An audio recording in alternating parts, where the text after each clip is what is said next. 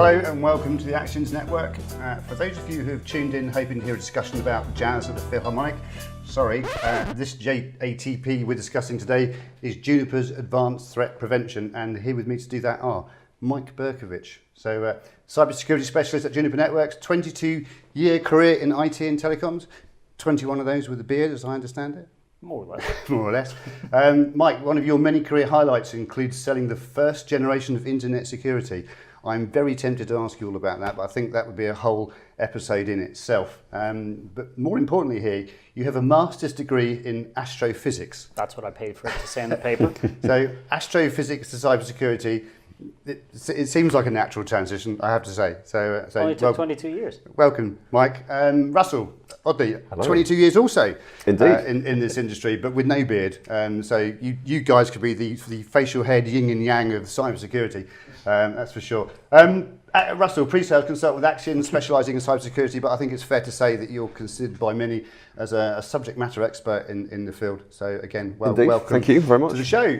Right, so given we're going to be discussing Juniper's Advanced Threat Prevention today, I think some context is needed. So on a weekly basis now, you can't escape sort of seeing or reading about data breach here, hack there, and there's now new variants of older malware that are reappearing, has to be said. So worth getting a view from you both, I guess, into the current and emerging threat landscape. So Mike, if you want to pick that up first. Sure, absolutely. Thanks, David. I would say probably the single most obvious trend over many years now has been what we call the industrialization of malware.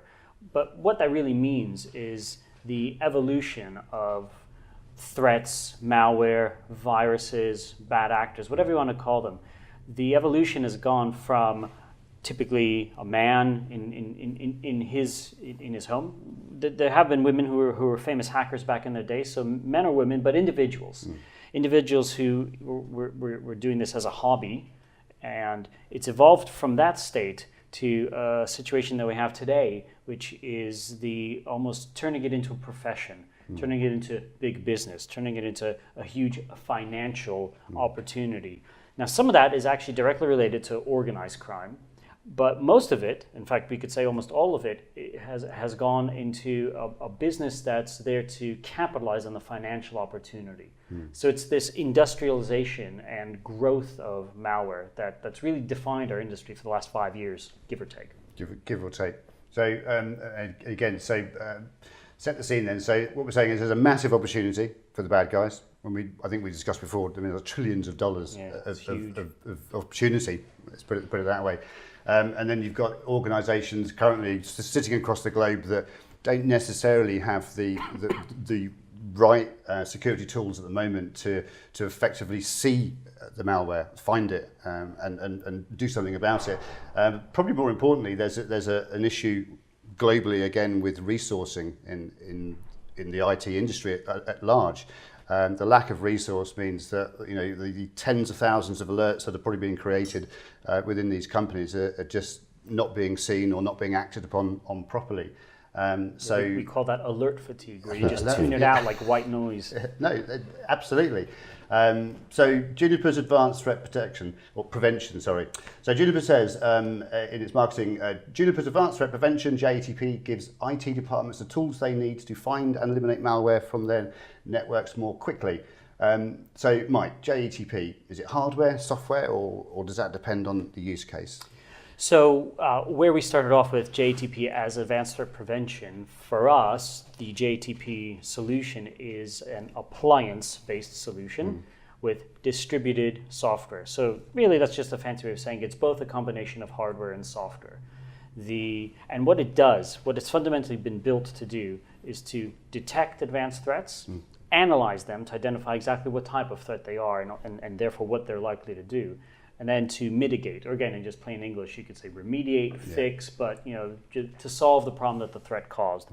And it's this combination of hardware and software that a customer would deploy that would give them this notion of advanced threat prevention and protection. So who is it for? Is there a particular market segment that Juniper are aiming at, or is it for everybody?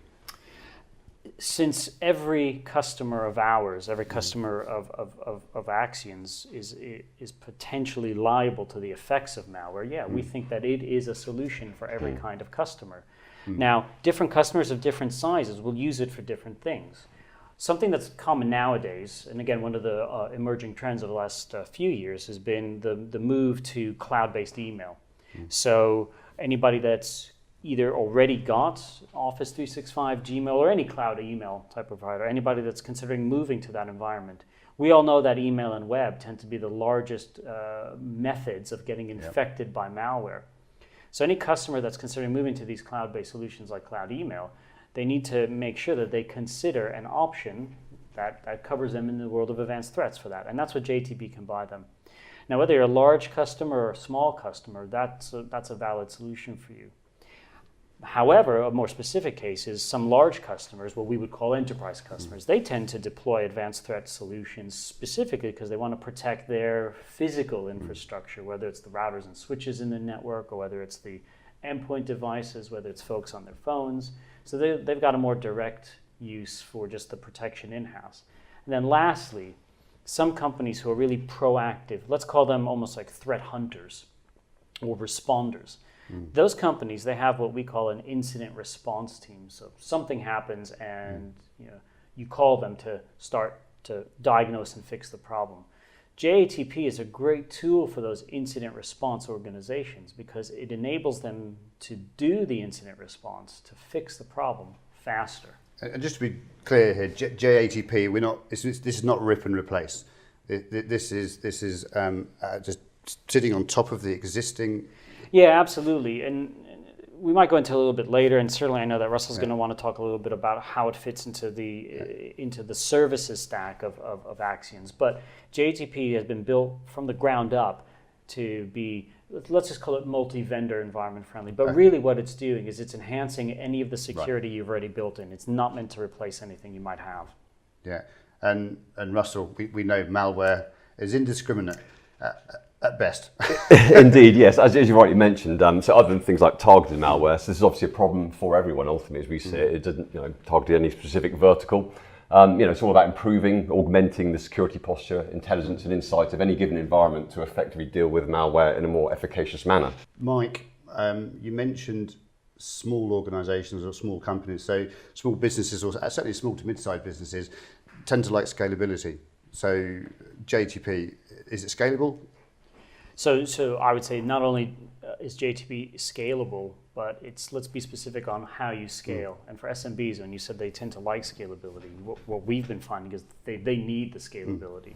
So you can scale in this example, I think you can scale in two ways. You can either scale by having more people, or you can scale by giving the people that you have tools that make them more efficient. Yep. So JTP provides both options, and like everything else that JTP does, it can also combine those options. So specifically around the notion of the more people, since JTP has been built to provide that extra layer of visibility and also that extra layer of identification, almost thought or analysis. Yeah. It's like adding virtual people to a team. It's adding those security experts that you may not have in your team, or to augment the ones that you already do have in your team. So there's that element of scalability, which is relevant for the SMB type business that may not have the budget to hire as many security people as they'd like, or any. So you scale that way, almost as virtual people. But then there's also the make them smarter at what they do, make them faster, make them more efficient at what they do. So in this respect, what JTP is doing is it's a tool that's providing you that rapid analysis, rapid response, sorting the wheat from the chaff almost, if you will, so that the few security experts you have, what they're paying attention to really matters. And in this respect, it's almost designed to get away from that whole alert fatigue, white noise issue that we were talking about earlier. If you're going to raise an alert, make sure that it's really, really relevant and that the machine has taken out most of the pre-thought, if you will, leaving you, the human expert, to think, wow, this is a tough problem. With what do more I of need the to focused. do? Yeah. So that's how we would say you achieve scalability, either through these virtual resources by deploying JTP or through the real resources doing what they do faster and better. Yeah, I suppose there's another consideration here as well. So if you're a smaller business to outsource, so is there an advantage for customers to outsource a sort of a threat management solution like JTP to a company like Axians, for example? Sure. I mean, I think as with any outsourcing, there are obviously distinct advantages and disadvantages. I suppose the first way of looking at JTP is a tool that hunts, stops and cleans malware in a more efficient manner. Depending where that expertise lies, depends on whether you want to sort of take that solution in-house or whether potentially you'd want to outsource that. As Mike was rightly saying, I think a lot of it sort of improves the ergonomics of things, allowing security practitioners or engineers to really focus on more innovation, if you like, sort of more of that esoteric, more of that advanced security. We're trying to really automate a large process of that more mundane, sort of low-lying, if you like, security problems, if you like. So in that respect, yeah, obviously it improves that. Certainly for those that maybe lack that in-house expertise, obviously the ability to be able to outsource, or maybe where they need scale without necessarily the economics of managing and maintaining large distributed systems, and certainly delivering these elements via the cloud or maybe through an MSSP or through an outsourcing method is certainly probably more a viable option, yeah. Yeah, and of course that's where a systems integrator like Axians has a sort of large part to play. I'm sort of thinking around the whole integration, the deployment, the support and things moving forward. Yeah, so I mean, JTP obviously supports a wide ecosystem of security vendors and technical alliances, and obviously Axians as a systems integrator are obviously well placed to help fulfill that with the integration, deployment and support. There's always a level of expertise, if you like, required to properly integrate any technology, and obviously JTP is no different. Axians generally takes a consultative approach to these instances to ensure the environment is fully primed. So Mike, no surprise then, JTP is just one of many security solutions on the market. So how does Juniper differentiate from some rival threat detection platforms? What's special about JTP? Gosh, where to start? There's a lot, but it's a very open question for you. Yeah, let me think. Well, I'll tell you what. Rather than read out in my head out loud, so to speak, a spec sheet, I'd say that there's probably three. Yeah, let's say three sort of main differentiators, or at least the ones that I'll highlight. So the first differentiator is in the what we call the architectural choice, but basically it's how the thing is built. And JTP is using the newest technologies in its underlying engine, the newest technologies for detecting and analyzing malware, a unique combination of behavioral analysis, artificial intelligence, and combined with the hardware and software that, as I said before, is unique to Juniper. So that's the first differentiator. It's using that new layer or a new level of technology. So it's not what you're doing; it's how you're doing it in that respect. It's how we're doing it, and how what we're doing is newer than what some of our competitors are doing. So that's the first differentiator. The second differentiator is what I alluded to before about this option to mix and match the hardware and software. It's the deployability options that we can give our customers that I think is unique to us as well. And I shouldn't say unique, that's not fair, but I think is a leader in our industry. That we can offer our customers any combination of hardware and software to deliver this threat detection, threat prevention solution, I think, as I said before, it leads us in the industry. And then lastly, and this is the one that's harder to quantify, but is the most tangible, and I like to think about it is we differentiate because of the practicality of our solution. And by that, what I mean is that we recognized a long time ago that no customer has a single vendor environment. And realistically, no partner of ours, be they an SI, a reseller, a distributor, whatever name you want to give them, no company that works with us offers just one vendor to their own customers. Partners have multi-vendor portfolios. Customers have got multi-vendor environments. Rather than try to force the customers and the partners who sell to them down the road of it's all or nothing, it's us or nobody.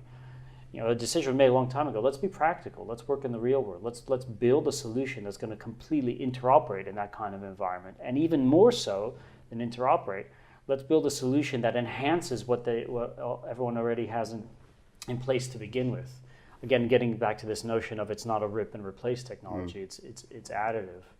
And I think it lends itself to to partners like Axians and in your suite of service offerings to say, well, look, we can offer this and that to customers, but if you want Juniper, you don't have to make massive changes to your network. You don't have to reinvest all over again. You can just add it to it. Indeed, and that's an important consideration, I think, because often we have this concept of security lock-in. I think, particularly in this open nature of communication this day and age, that's the last thing a lot of people want. And the ability, as I said, to be able to drop into any heterogeneous environment or whatever is obviously a key sort of selling point within that. And particularly interesting for us as an integration partner with Axians, as you say, in the multi-vendor world, as I say, it's important to be sort of vendor agnostic, if you like. So I guess you're doing something different. It's very deployable. It's multi-vendor. So I'm taking that JTP can be deployed everywhere. In short, even anywhere. In short, everywhere, anywhere. Yeah, absolutely, it can be. What you would do with it, we'd want to be a little bit more specific. I, as a Juniper representative, would say you're welcome to download it and give it a trial. But like any product, what looks simple, that simplicity is hiding a lot of sophistication in the background, sophistication in terms of expertise. I was going to say, with this whole thing, because it's like with all shiny new things, that generally means there's some kind of investment. But so you've just brought it up, so I'm going to pick you up on it. Hidden behind the scenes. Yeah. So there is something that it's like try before you buy. Is that what we're talking about here? Yeah, exactly. So but again, let's be careful. You can absolutely download and try the JTP software free of charge, not a problem. But to maximize what you get when you're doing that try and buy, we always recommend for customers to go through partners like Axians, because you guys are the ones that have the actual systems integration expertise to take this tool and actually, get the most out of it. Yeah, and we fully concur with that. Axians obviously believes to ensure the best possible experience from either a proof of concept or evaluation. We'd always recommend this is supported by an integration partner. Although JTP, like most technologies, has been streamlined for deployment, ease of use. It's not as simple as plug and play. This is where obviously the level of expertise comes in, particularly in terms of integration in a multi-vendor environment. And it's important, as I said, to have someone of that level to obviously assist with that. Okay, so we've talked about the who might want it and the why they might want it. How does it work, Mike?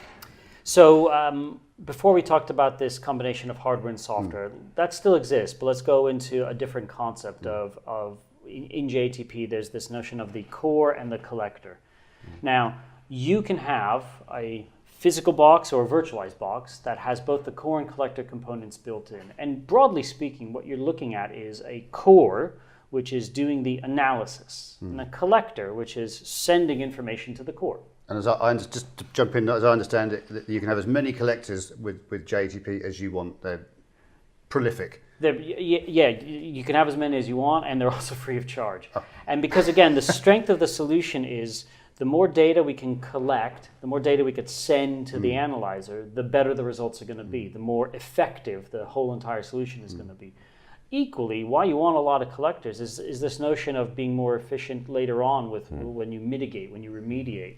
You want to be able to fix problems faster, and ultimately you want to be able to fix problems automatically. It's better to do that when you have a wide array, a wide sensor base, if you will, but a wide array of collectors. And so that's why the solution in how does it work, we split out the functionality. Like I said, if you're a small business and you don't necessarily have such a large network environment, you don't have so many devices you might want to protect, you can combine the core and collector into one solution, one box, one piece of software. But generally speaking, most of our customers, they split it out between having lots of collectors of all different types. And let me get back to that in just a second. And then the core, which does the analysis. Now, lots of collectors of all different types. This is really key, and this is one of our differentiators that I alluded to before. JTP doesn't really care what the collector is. It can be a Juniper product like our SRX firewall. It can be our vendors, our competitors' products. So we will take input from Cisco firewalls, Palo Alto firewalls. We'll work with endpoint vendors to protect things like laptops and what have you, like Carbon Black. We'll work with industry solutions like NAC and to create policy and enforce it. We don't really care. The idea behind the solution is, as I said before, we want to collect as much as we can in an environment that's far more practical and then send that information to the core to do the analysis. that's why it tends to lend itself towards managed services. That's why it tends to lend itself towards systems integrators to put it into an existing environment, or simply just be one of the core of a new deployment. So if you're building out a new site and you're starting to think about, well, what are the security issues I'm going to be facing today with this new company or new business location? If you start from the malware perspective, you'd start building it this way. So you build it in from the ground up. And Russell, talking of devices, which we just have. Well, indeed, yes. So obviously things like the emergence of 5G, the Internet of Things, while offering unprecedented opportunity, is also ripe for exploitation. It's yet another attack service to protect against, if you like. As you mentioned, a lot of that's to do with sort of coverage, and coverage is going to be important, particularly with things like telemetry and analytics, and be able to obviously do that. The more coverage we have, the more we can see, the more we can ultimately take, actual intelligence on that. So that's particularly important, yeah. Okay, so we've just heard how the collectors and how malware is detected. So once been detected, what does JTP do with it then? And because I know there are concerns in companies about where data goes and whether it's done in-house, in the cloud or whatever. So explain a little bit, if you can, Mike, about that. In the simplest way, it fixes it right now. Fixes it means different things to different people. It certainly does. And sometimes fixing it means that you can click the magic button that say make the problem go away. Yeah. Or again, this is the power of trying to integrate with other vendors. We can also share that fix this information with third-party vendor products. Okay. So if you have an offending device, or if you've got a laptop that has malware and it's part of a network block or a subnet, as we say, right? The JTP software can be used to find exactly what's going on, fix it by not allowing that malware to propagate anywhere else. But then we can also send a signal out to, I don't know, like if it's a Cisco environment, right? You guys use Cisco, sure, I think, right? You've deployed it. You could tell other switches in the network, stick this thing in an isolated VLAN until we can actually clean it up properly. So it's this fixing it means different things to different people. But I mean, I'm curious. So I know you guys offer that as a service, don't you? This whatever you call it, malware mitigation, but it's like an incident response type of thing where you can go in and use some tools like JTP to actually fix the customer's outbreak, right? Sure.